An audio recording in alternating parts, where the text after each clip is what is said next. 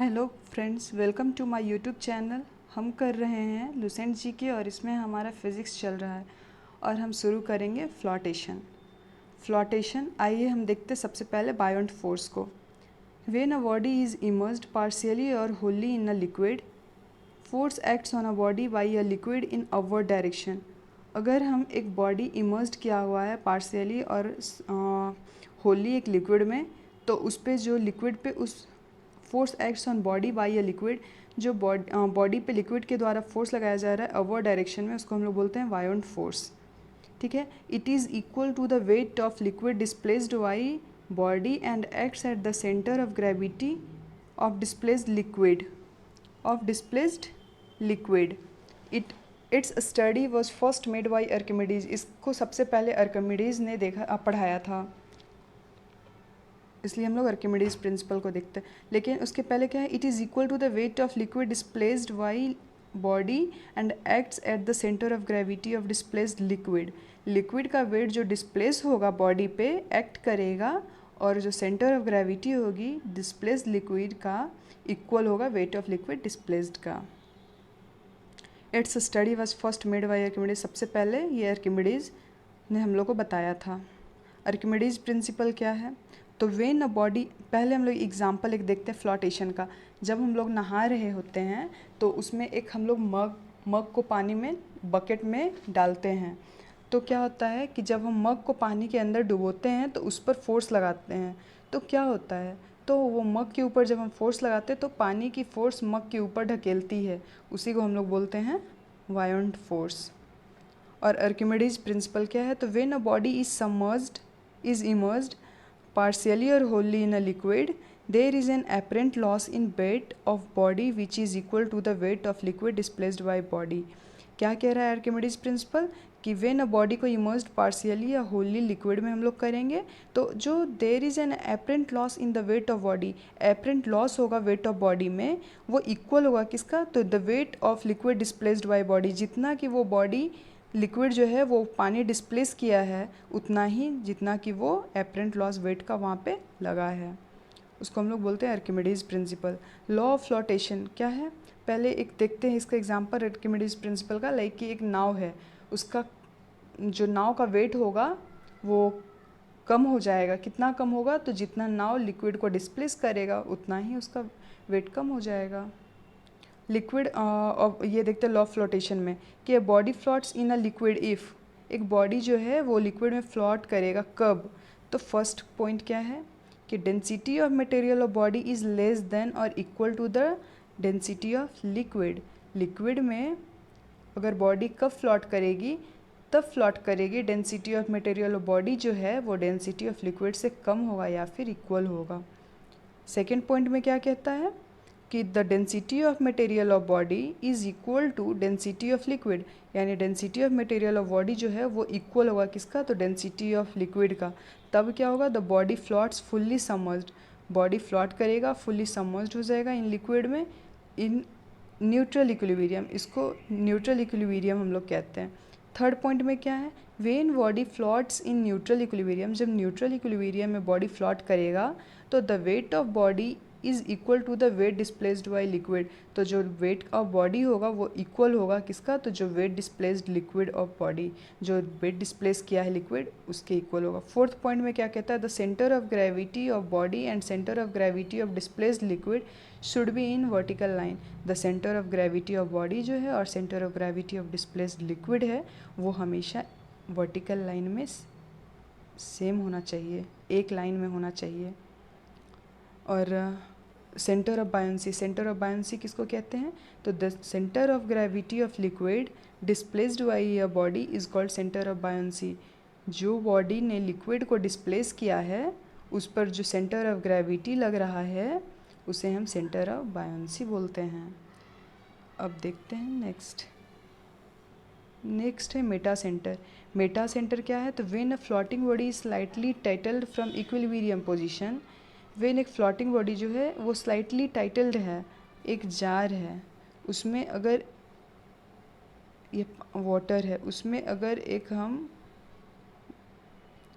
किसी भी titled object को लेते हैं और वो अगर अपना पोजीशन चेंज कर ले और ऐसे वो हो जाए, तो जहाँ पे वो जो और फ्रॉम इक्विलिब्रियम पोजीशन किसको कहते हैं? तो इक्विलिब्रियम जहाँ मतलब जब वो सीधी सीधी लिक्विड के अंदर जाएगी उसको हम लोग इक्विलिब्रियम पोजीशन कहते हैं। तो the centre of buoyancy centre of buoyancy जो वो शिफ्ट हो जाएगी। The point at which the vertical line passing through the new position of centre of buoyancy meets with initial line, वो इनिशियल लाइन के साथ जहाँ मीट होगा उसको हम लोग क्या कहते हैं? मेटा सेंटर कहते हैं। देखते हैं आगे।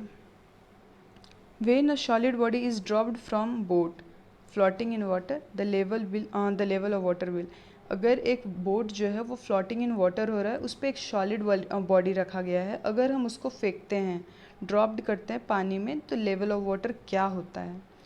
तो fall if density of solid, अगर डेंसिटी ऑफ वाटर जो है उससे अगर डेंसिटी ऑफ सॉलिड ज़्यादा होगा तो वाटर का लेवल में डिक्रीज़ होगा और बॉडी विल सिंक, और बॉडी सिंक कर जाएगी।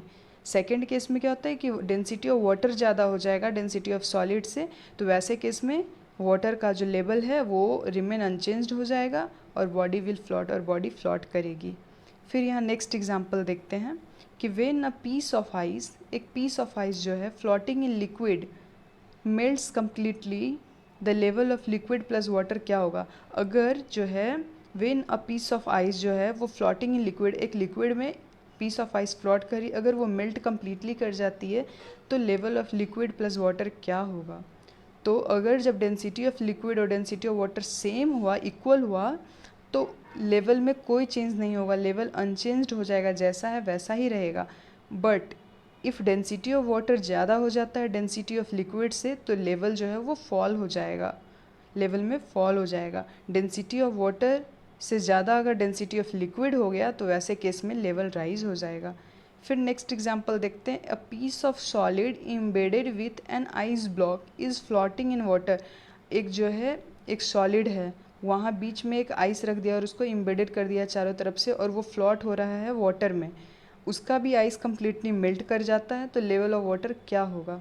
फर्स्ट केस में कह रहा है कि अगर डेंसिटी ऑफ सॉलिड ज़्यादा होगा डेंसिटी ऑफ वाटर से, तो ऐसे केस में जो है वो लेवल फॉल कर जाएगा। अगर डेंसिटी ऑफ वाटर ज़्यादा होगा डेंसिटी ऑफ सॉलिड से, तो वैसे केस में रिमेन अनचेंज होगा, जैसा है वैसा ही रहेगा। तीनों सेम ही एग्जाम्पल है, बस अलग अलग बताया गया है, अलग अलग के साथ दिखाया गया है। Condition for suitable equilibrium of floating body, condition of suitable equilibrium of floating body, हम लोग देखते हैं फ्लोटिंग बॉडी स्टेबल इक्विलिब्रियम में कब आती है। फर्स्ट केस क्या है? The meta centre always be higher than the centre of gravity of body, जो मेटा सेंटर है ज़्यादा होना चाहिए centre of gravity of body से। सेकेंड केस में क्या है? The line joining the centre of gravity of body and the centre of flotation should be in vertical, जो सेंटर ऑफ ग्रेविटी है और सेंटर ऑफ फ्लोटेशन की line है vertical होना चाहिए। मास क्या है? तो the amount of substance content in a body is called its mass. Mass हमेशा कांस्टेंट क्वांटिटी है, और वहीं जो it doesn't change like weight की तरह चेंज नहीं होती है। मास और वेट में जो है वो मेजर डिफरेंस है दोनों में ग्रेविटी का।